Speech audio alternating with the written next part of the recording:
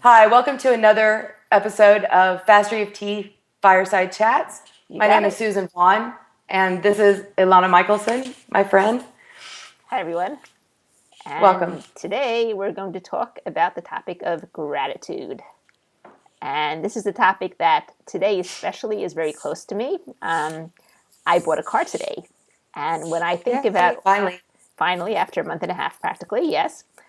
When I think about all the people that I need to thank in the process of me buying the car, it's just amazing. I have the mechanic who is right next door to me who took the day off to check the car out, take it with me for testing, found me an insurance agent for me to get the insurance for it. I have my parents who were very generous and helped me money-wise buy the car. I have my sister who was the holder of the money, who kept it for me till I needed it.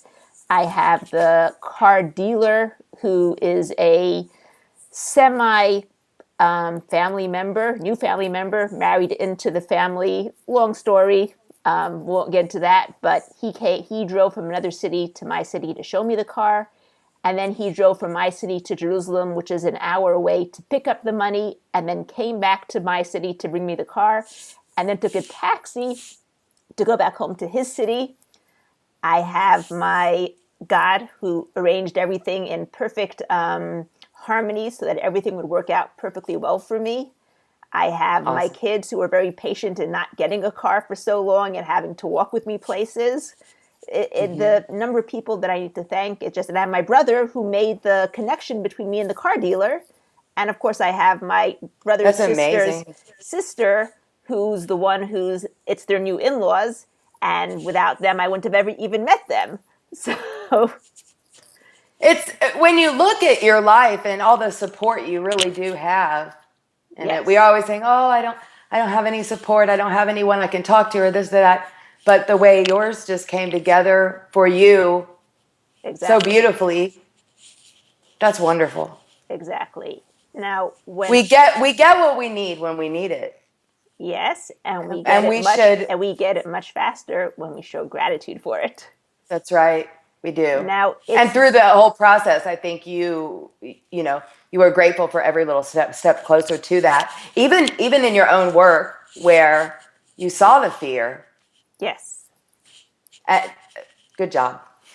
When I see clients, I usually tell them that throughout the week, till the next time that we meet, I want them to look for all the positive shifts, as small as they might be, that they might have.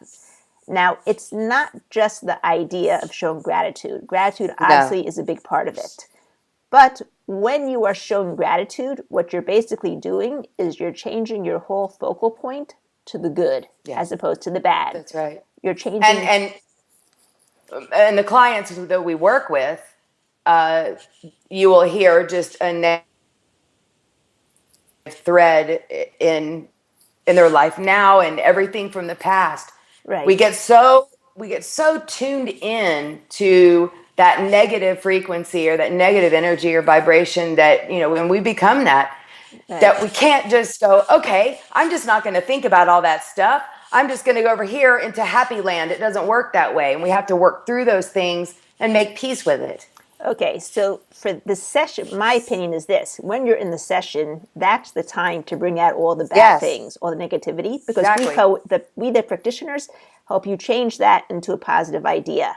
But when you're on your own, if you keep focusing on the negative, by law of attraction, what are you going to get? You're going to get more negative. More of it. While if you change your whole focal point to look for all those little small positive shifts, then you're putting yourself in the positive.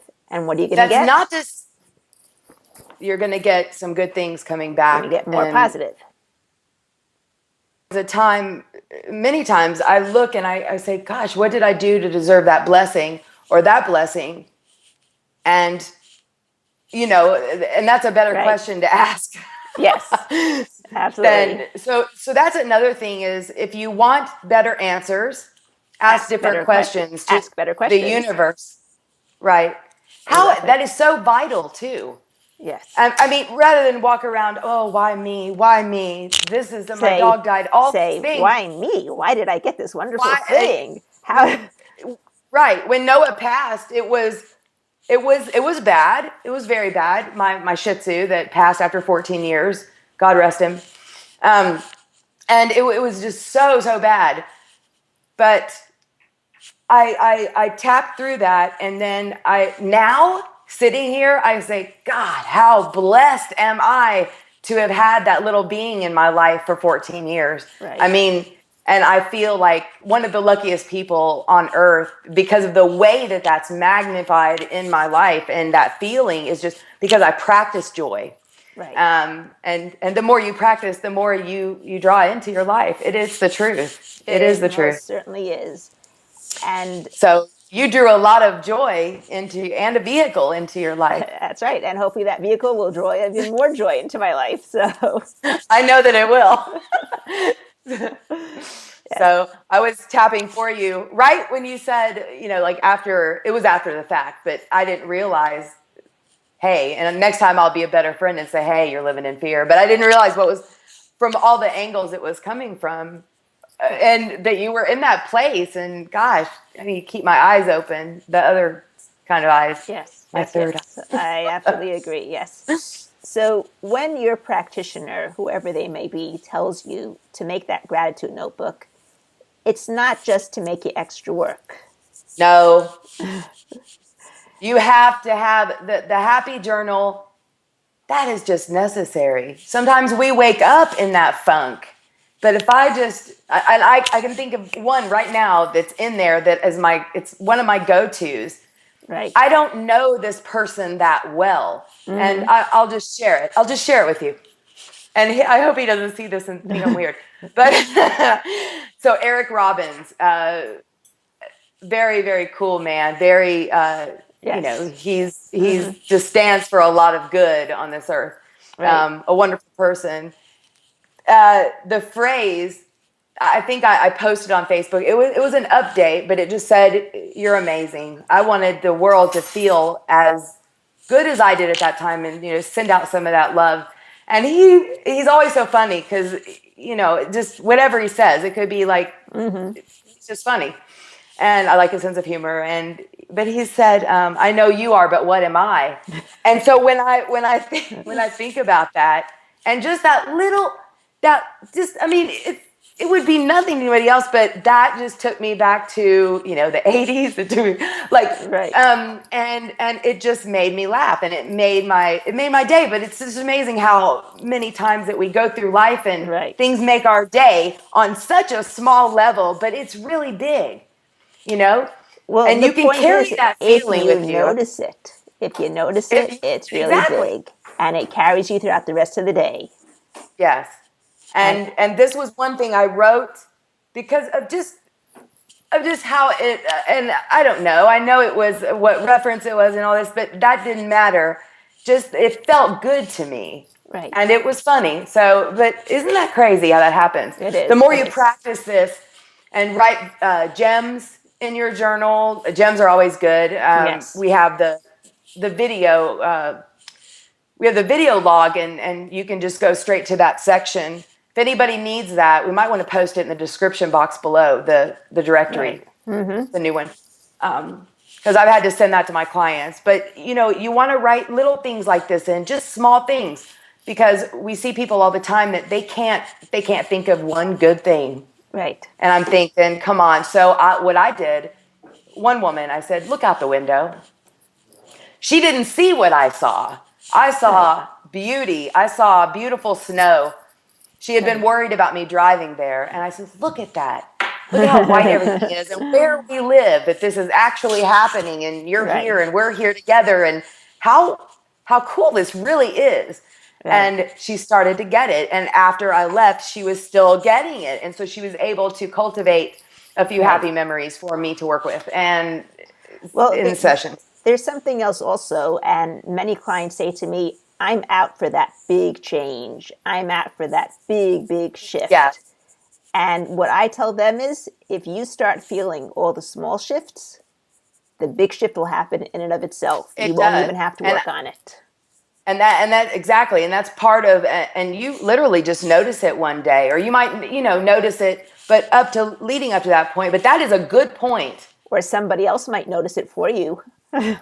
Right. Well, and Deirdre had posted something about, how did it go? Something about, having all the big shifts and, or not having those big shifts or something like that, anymore or something.